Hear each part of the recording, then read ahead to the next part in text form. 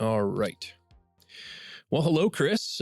Took longer for us to get back together than I had hoped, but here we are. February almost in the rearview mirror. How'd the month treat you? Cold. It Yes, was very cold. good. It was a very, very tough stretch there for a while, but I think we're in the clear. Spring is in the in not too distant future, so I'm just looking forward to that.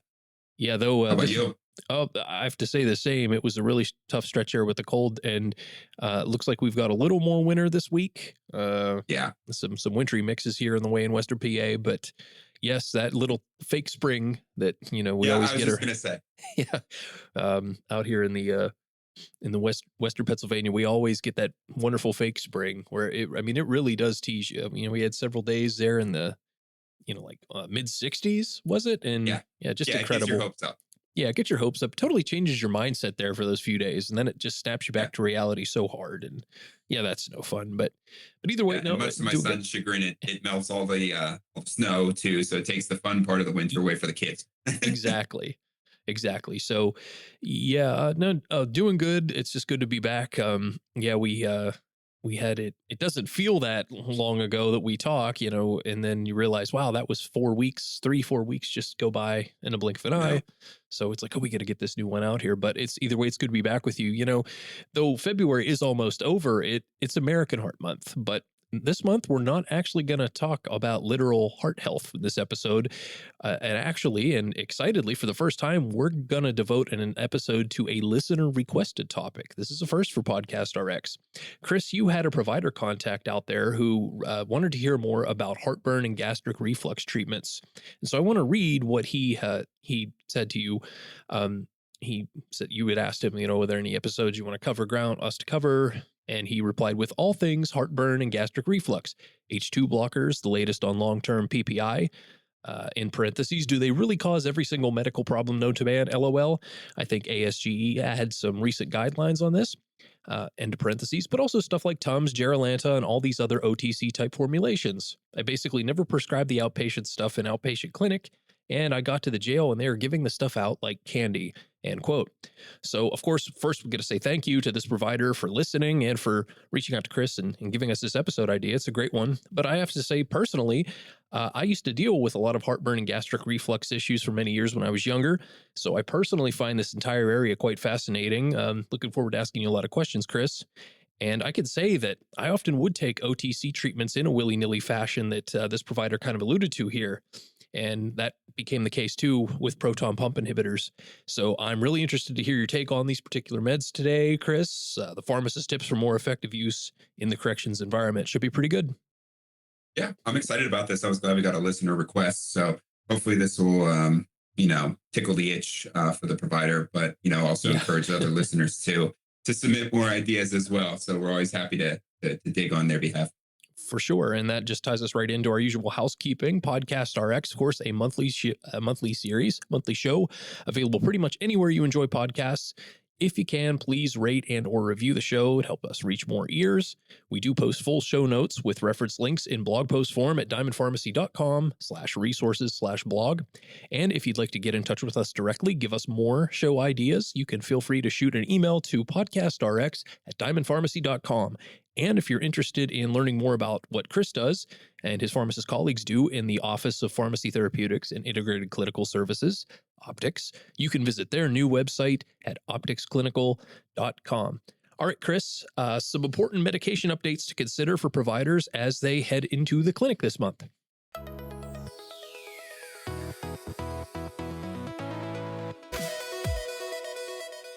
Right.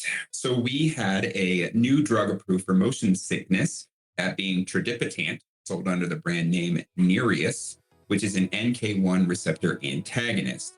Now, historically, this class of medication has been used for chemotherapy-induced nausea and vomiting, but this is the first time that we've seen this class approved for this indication. In clinical trials, when it was given as a single dose of 85 or 170 milligrams, tradipitant reduced the incidence of vomiting by 56 to 59% relative to placebo, which is comparable to that seen with our current first-line therapies. So think scopolamine or meclizine. which is actually why I don't think this approval moves the needle that much. So sure, tradipitant lacks anticholinergic effect, so it has a potentially more favorable side effect profile with only somnolence, headache, and fatigue noted in clinical trials. But it only targets vomiting, and it's actually likely to come with a larger price tag, of course. Whereas on the other hand, traditional therapies, they do carry anticholinergic effects, but they cover broader symptoms like the whole gamut, including nausea, vomiting, and dizziness, and of course, at a much smaller price tag, not to mention years of clinical experience in using them and the provider comfort that comes with that. In terms of guidelines, the AGA released an updated guideline on the management of refractory constipation, which provides a nice framework for clinicians to identify and manage these patients. Because true refractory constipation is rare, it's important for providers to exclude secondary causes, which would include medications, neurologic disorders, and defecatory disorders. Providers should also ensure that patients have employed lifestyle modifications as well as adequate trials of pharmacotherapies, including combination pharmacotherapy, prior to making that ultimate diagnosis. Now, in the guideline, they do say that lifestyle modifications include scheduled toileting after meals, adequate fluid intake, and exercise. They also recommend increasing daily fiber intake to a range of 25 to 38 grams per day. They then move on to recommend that for initial pharmacotherapy, they recommend using osmotic laxatives, so things like polyethylene glycol as first line, and reserving stimulant laxatives as second line, so things like senna and bisacodyl. Now, of course, if these fail, prescription secretagogues such as lubiprostone, linaclotide, and plecanatide, or the prokinetic prucalopride should be tried. The guideline does go on, and honestly, this is more the heart of the guideline, to discuss specialized testing for diagnosis and surgical management. But that's a bit out of the pharmacist's wheelhouse. But we're going to go ahead and of course link that, provide a link to the guideline for those interested in learning more about those more advanced therapies. And for a few more useful tidbits, a recent trial comparing Upadacitinib, which is a JAK inhibitor, to adalimumab, which is a TNF inhibitor, in patients with rheumatoid arthritis, found that Upadacitinib provided faster improvements in pain and inflammation, but both therapies ultimately provided comparable effects by week 26. Now, this is important since adalimumab is generally more cost-effective, so long as patients can tolerate a somewhat slower onset of effect. Another trial comparing oral ivermectin with topical permethrin 5% cream for scabies showed that topical permethrin achieved significantly better clinical cure rates, and that's pretty applicable to the correctional environment. Just providing further support for the use, for the widespread use of topical permethrin to clear those scabies outbreaks. A cost-efficacy analysis showed that Bismuth quadruple therapy is the most cost-effective therapy for H. pylori, which is important since we've recently seen the approval and the subsequent hype of vonoprazan-based regimens. So I think that goes a long way to show support for the cheaper regimen, which it's cheaper by a long shot. So kind of puts an additional feather in the cap and provides reassurance to providers that we're doing the right thing using Bismuth quad therapy. And finally, because we can't go one episode without mentioning GLP-1 agonists, of course, the FDA requested that suicidal ideation and behavior be removed from the labeling of GLP-1 products for weight loss, those, of course, being Saxenda, Wegovy, and Zepbound, after a recent review showed no increased risk with these medications. And I should also note that those GLP-1 products for diabetes did not originally include this warning. So now essentially all GLP-1 products have this, no longer have this warning on their labeling. Well, thank you for that roundup, Chris. We're going to take a short break.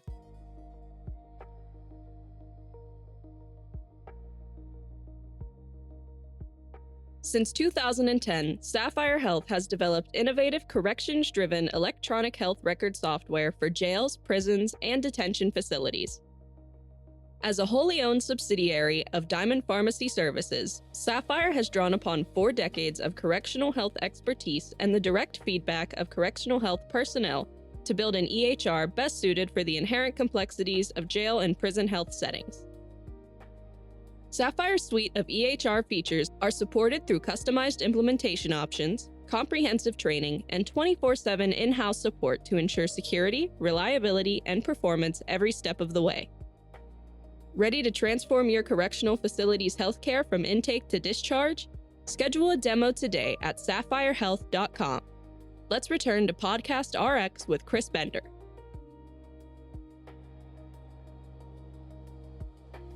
All right.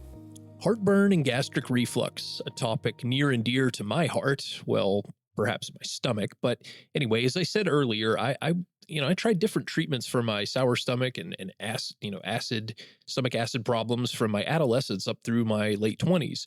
And I had experience with both prescription and OTC therapies. And when I was a bit younger, it was right at the advent of the OTC proton pump inhibitors, which Prilosec ended up being a real game changer for me back then. But looking back, I also see how I ended up using PPIs in a more impromptu, long-term fashion, and it's not really the way they were intended. So, and on top of that, there's been a lot of concern over long-term PPI use, which your provider friend Chris had mentioned, and also we're going to get into later. So, with all that in mind, and the quote from the provider that we talked about at the beginning of the episode, let's get into the discussion. I just wanted to ask, from a very curious perspective, how frequently do you and the optics team address concerns with heartburn and gastric reflux treatments from our correctional health partners? Yeah, well, like you alluded to, it's really common. So this is something that we deal with all the time. The bulk of these discussions, however, usually occur during our non-formulary review process. So for those unfamiliar, Optics actually provides a service for some of our partners where we review requests for non-formulary medications. Depending on the medical group or the facility, PPIs may not be on their formulary. This is typically due to the propensity for overuse or even inappropriate use. So we essentially review for appropriateness and provide feedback to the facilities. So often in these conversations, there's reviews for PPIs, and we are basically doing the additional legwork to say, hey, and as we'll talk about moving forward, do they need to be on this long term? Have they tried other therapies? Do we have the diagnosis correct? So this is one of those things that we do touch upon pretty frequently. Well, I wanted to also just get to the basics here to do a quick review of the different treatment classes for heartburn and reflux. I don't know how big of a Seinfeld fan you are, Chris. Familiar? That's just the memes. That's about it. All right, it's just the memes. Well, I think I saw a few memes about this particular quote here, but channeling George Costanza's father Frank, played by the late great Jerry Stiller. You've got your antacids, your proton pump inhibitors, your H2 blockers. What are the key differences between each of these? Yeah, sure. I think that's a great way to start off. And I do want to start off by saying that we actually now have 4 classes. The newest being the potassium competitive acid blockers, or PCABs. But all of these classes differ primarily in their mechanism of action, potency, and onset of effect. So starting from the top, of course, we have antacids, which are probably the most familiar. These include calcium carbonate, magnesium hydroxide, and various aluminum salts, all of which are sold either alone or in combination under brand names like Tums, Mylanta, Rolaids, Gaviscon, Maalox. You alluded to others at the top of the show. These work by directly neutralizing stomach acid, kind of like when you would add baking soda to your vinegar volcano when you were a kid, albeit hopefully less eruptive in this case. This direct action provides rapid but short-lived symptom relief, which is why they are used exclusively on demand rather than on a set schedule. And moving on, we have histamine type 2 receptor antagonists, or H2 blockers. These include famotidine, nizatidine, cimetidine, and ranitidine. Ranitidine, of which was gone from the market, but now it's back, interestingly enough. Common brands for these include Zantac, which was ranitidine, but is now famotidine, which is confusing, as OTC products commonly are. And we have Pepcid, which is exclusively famotidine. These block histamine receptors on gastric parietal cells, and they reduce acid production, but they don't completely eliminate it. And this is because parietal cells are stimulated not only by histamine, but also acetylcholine and gastrin. So because they dampen the acid production, they provide reasonable symptom control with an onset of action within hours, but not to the level seen with things like PPIs or PCABs. Generally, these can be used both on demand and on a set schedule, but because their onset is slower than antacids and their potency is lower than the PPIs or PCABs, these kind of serve like a little middle niche. They're useful for mild to moderate symptoms, add-on therapy, or even, as we'll talk about later, as part of a step down.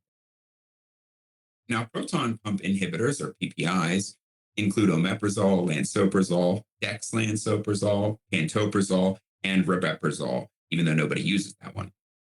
These irreversibly inhibit the hydrogen potassium ATPase enzyme, aka proton pump, hence the name, that's located in parietal cells, which is actually the final step for acid secretion. So this essentially turns off the faucet completely. But because of this, they produce more robust acid suppression. However, they have a slower onset of effect, and they must be taken on a set schedule. Now, these work best when taken 30 to 60 minutes prior to the first meal of the day, because this is when the number of available proton pumps is highest, meaning this is our best opportunity to turn off the most pumps with a single dose. Because in reality, one dose of a PPI typically stops about 2/3 of pumps.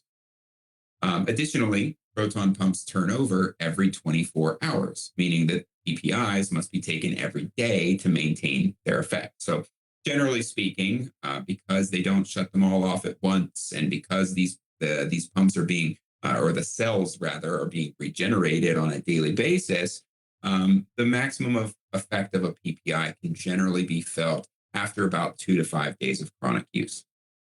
And then finally, there is the newest class, as I mentioned, the potassium competitive acid blockers, the PCABs, of which there is one that has been approved, that being vonoprazan, which I mentioned in our earlier segment.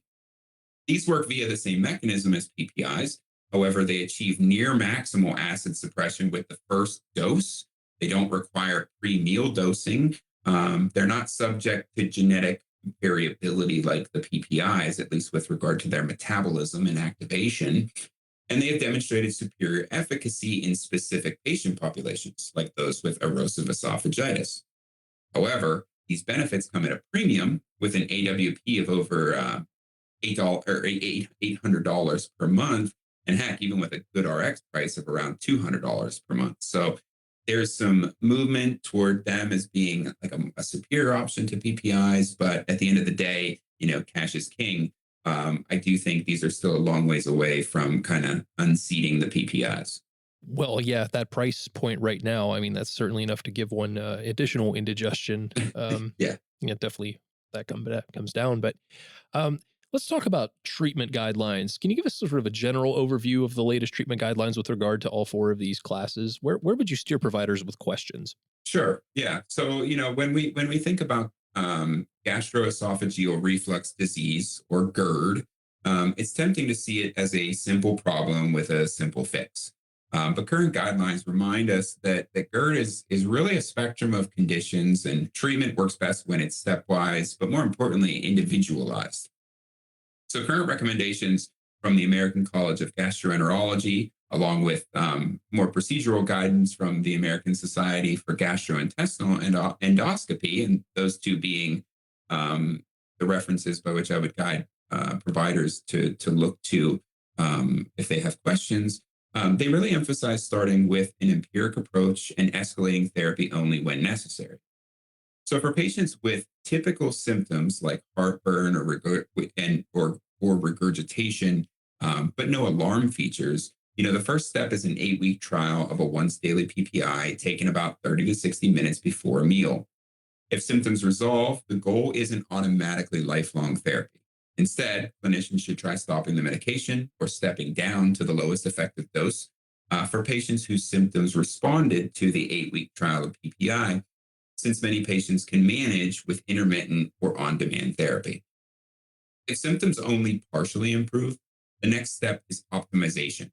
So we're looking at things like confirming adherence, making sure their timing of administration is correct, and possibly increasing to twice daily dosing, or even switching the PPI. Many patients improve with these adjustments alone. For those with persistent symptoms despite optimized therapy, guidelines recommend moving to objective testing like endoscopy or reflux monitoring because not all persistent symptoms are caused by acid reflux. Now, adjunctive therapies can be helpful in select situations. Bedtime H2 blockers can help nighttime symptoms. Antacids, of course, are useful for quick symptomatic relief. And interestingly, baclofen can be considered for regurgitation. Those side effects often limit its use. And to be fair, we don't typically see this used in the correctional population, as we typically try to steer clear of the use of skeletal muscle relaxants, generally speaking. And then lastly, prokinetics like metoclopramide are generally reserved for patients with documented gastroparesis and are explicitly mentioned in the guidelines in a way to explicitly recommend against their use unless the patient has documented gastroparesis. And then finally, long-term PPI therapy is appropriate for patients with severe erosive esophagitis, Barrett's esophagus, or recurrent symptoms off medication. But otherwise, the goal is always going to be the lowest effective dose. Let's address what the provider who asked the question prompting this episode, let's address what they said at the top of the show regarding long-term PPI use, quote, causing every health problem known to man. Why do PPIs get a bad rap here, and what is the latest data on them? Yeah, so long-term PPI use is one of those topics in medicine that seems to generate a lot of anxiety, both among patients and clinicians. Over the past decade, PPIs have gotten a reputation for being overused or even dangerous, but the reality is a bit more nuanced.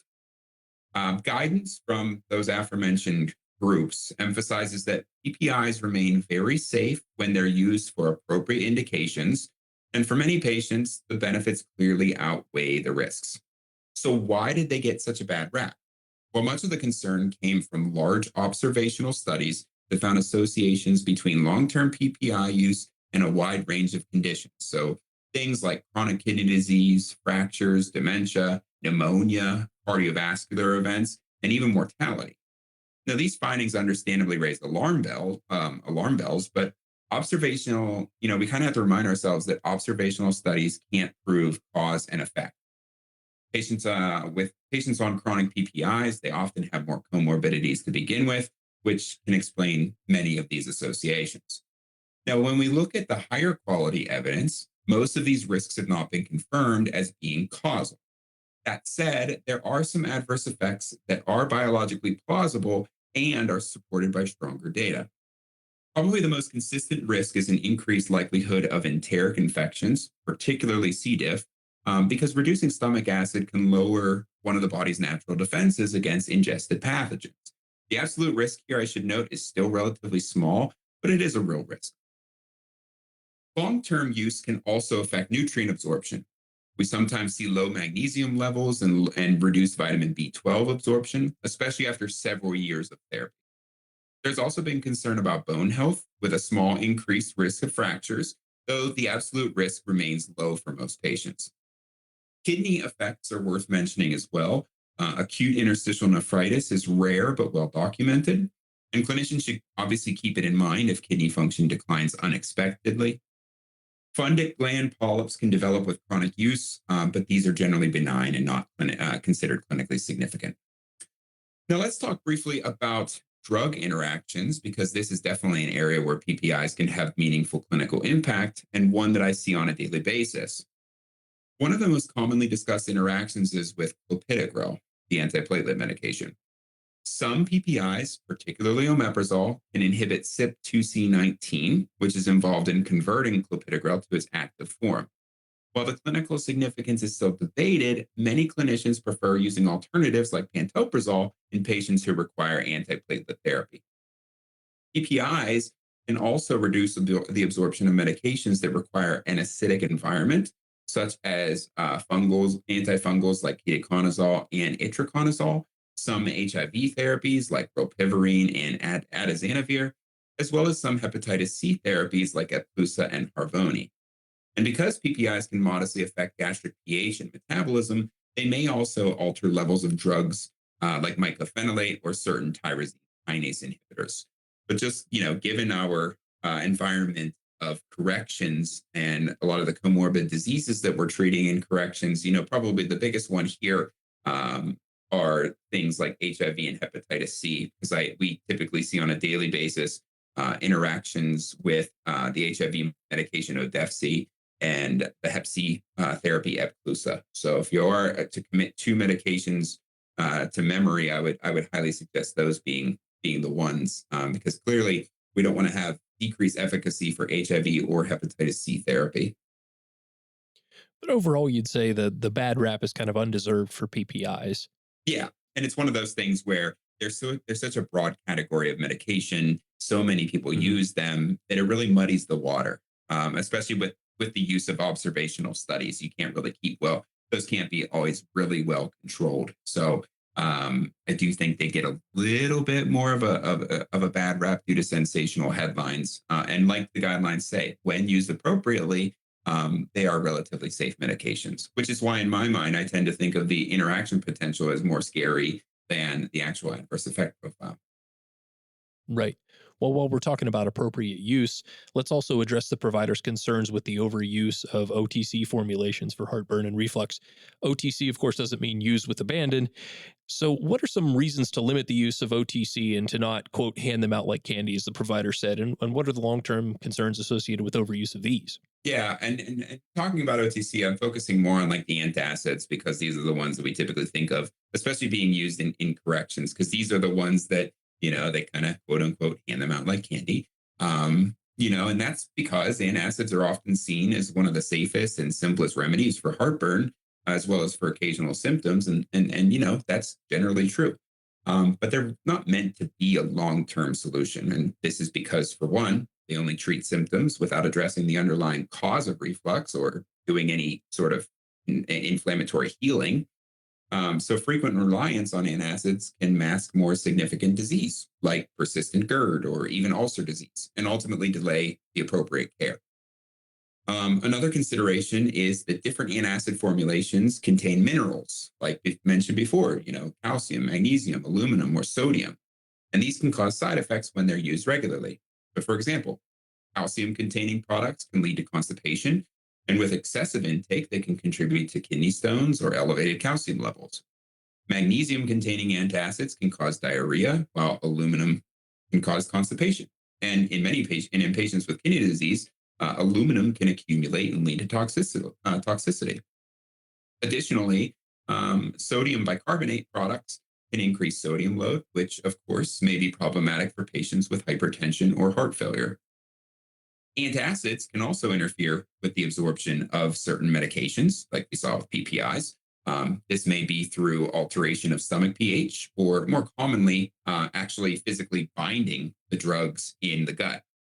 Now, notable examples include some antibiotics like fluoroquinolones and tetracyclines, some HIV therapies like integrase inhibitors, most notably being Tivicay in my mind, some antifungals like ketoconazole and itraconazole, and others like bisphosphonates, iron supplements, and again, tyrosine kinase inhibitors.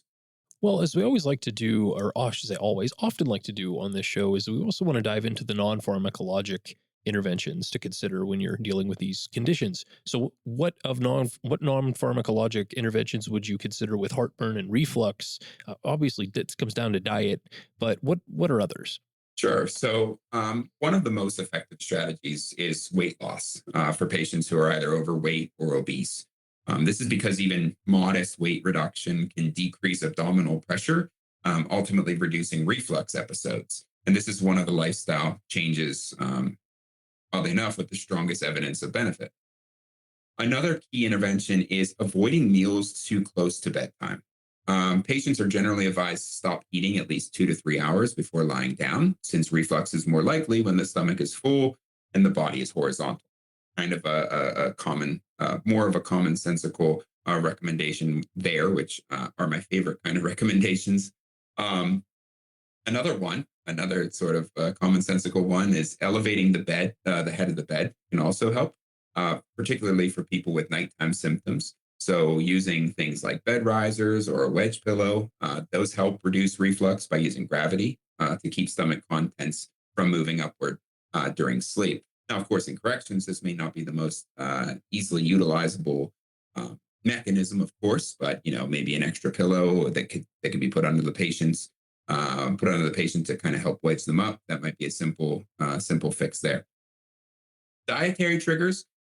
These are interesting because these can vary from person to person. So rather than recommending broad restrictions, guidelines simply suggest identifying and limiting foods that clearly worsen symptoms for that particular person.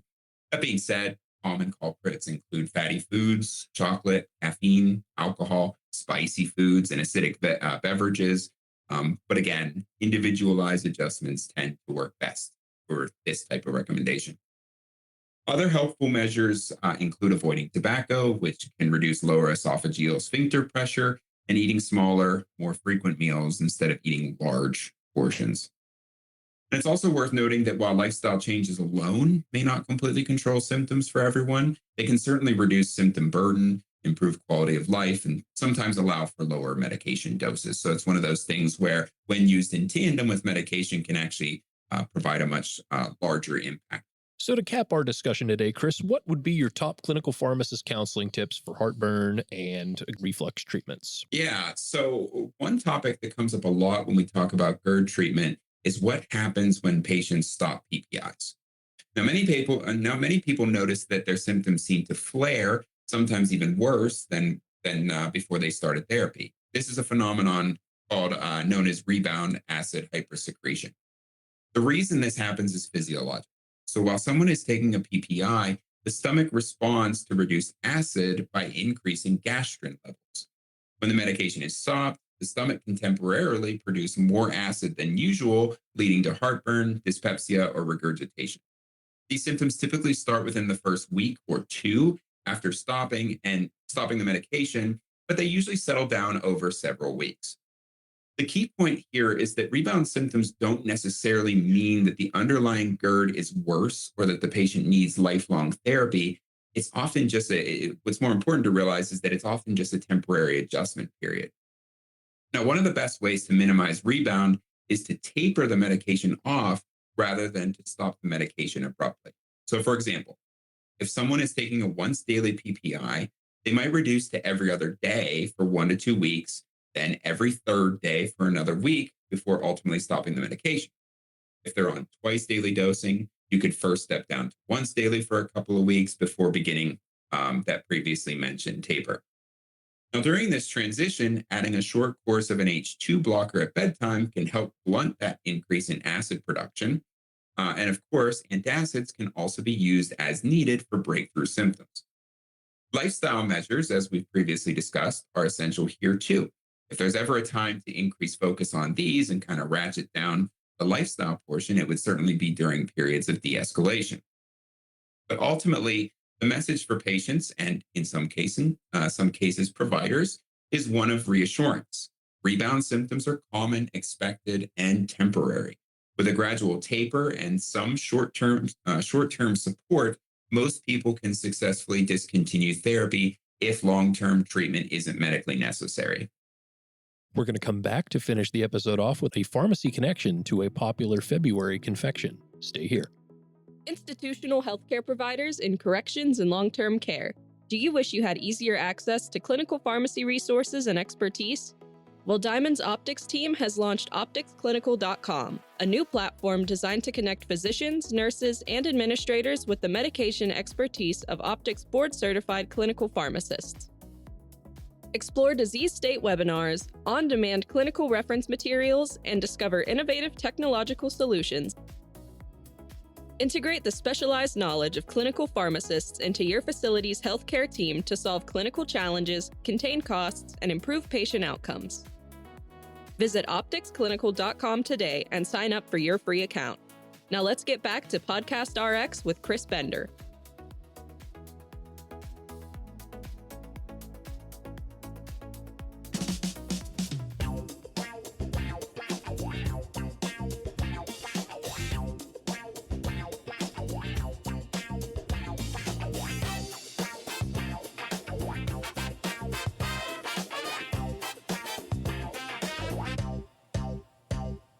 All right. So speaking of antacids, Valentine's Day is not far behind us. So many of you may have looked at those classic pastel candy hearts and thought, they're a little chalky. And honestly, you're not wrong. The texture is surprisingly similar to one of those chewable antacids. And that's what brings us to a fun bit of trivia about the most iconic Valentine's candies known as Sweethearts, originally made by the New England Confectionery Company, better known as Necco. The story goes all the way back to the mid 1800s when a Boston pharmacist named Oliver Chase invented a machine to cut lozenges, which were actually medicinal tablets at the time. Not long after, his brother Daniel Chase figured out how to print words onto the candies, and by 1866, the first conversation hearts were born. Early messages were a bit more formal than today's classics. Think phrases like, be good, or married in white, or my personal favorite, please send a lock of your hair by return mail, which may not have the same effect today as it once had if it did at all. Sweethearts quickly became a Valentine's staple, and at their peak, billions of hearts were produced each year. The recipe hasn't changed much over time, which is why they still have that distinctive, powdery, almost antacid-like texture. And here's a full circle moment for you. Both antacid tablets and conversation hearts share a similar origin story rooted in early pharmaceutical manufacturing techniques, that being pressed powders formed into dissolvable tablets. So the next time you grab a handful of candy hearts, just remember you're holding a little piece of confectionery and pharmaceutical history, hopefully with a sweeter indication than heartburn.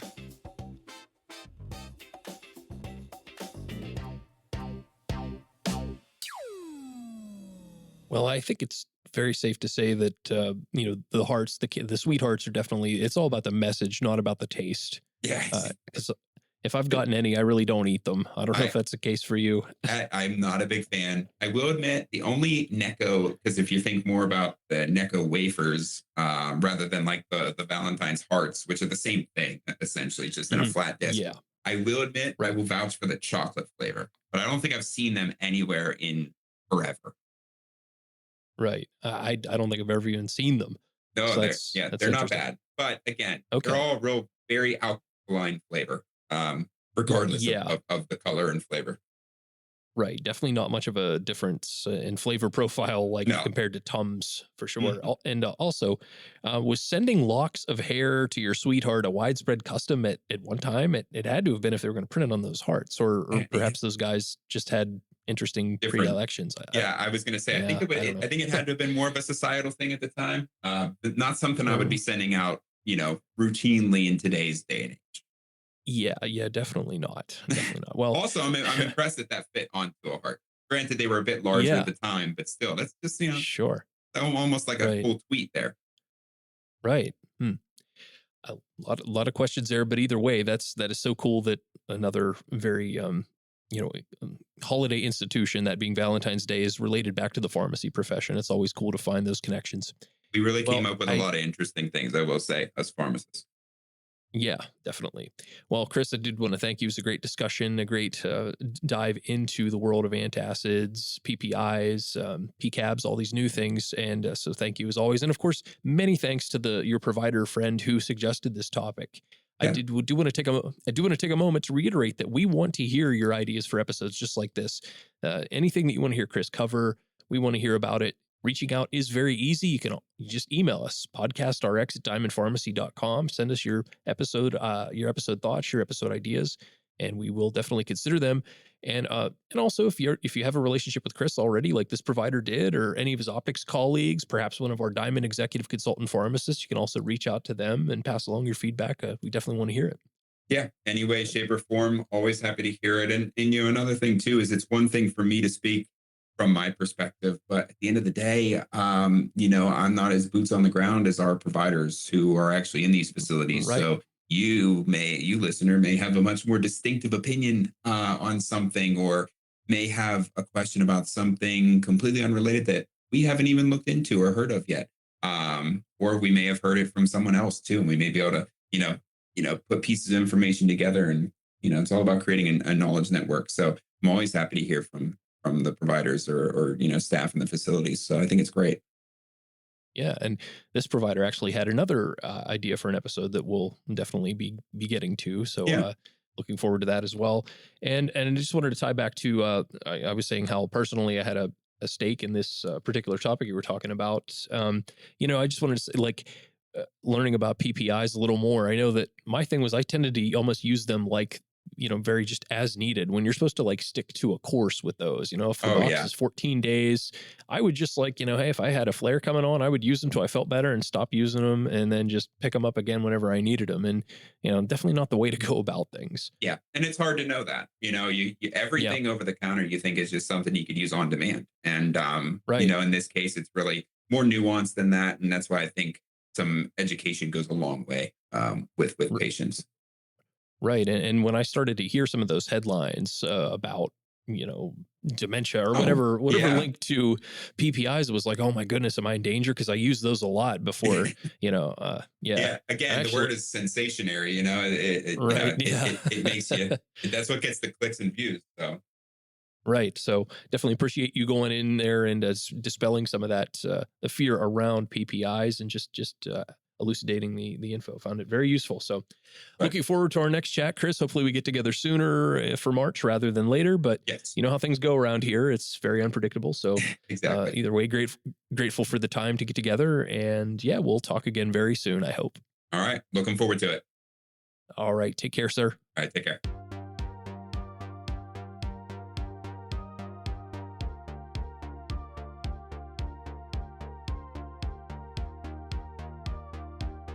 PodcastRx features conversations with healthcare professionals. The statements and opinions discussed herein are for informational purposes only.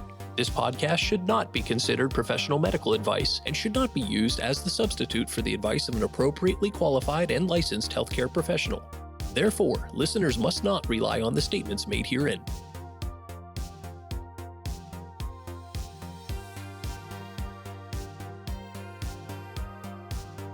PodcastRx is a production of Diamond Pharmacy Services. Find our show on Apple Podcasts, Spotify, YouTube, or wherever you enjoy podcasts. And where possible, please rate and review. If you'd like to get in touch with the show directly, shoot us an email at podcastrx@diamondpharmacy.com. Thank you again for your support.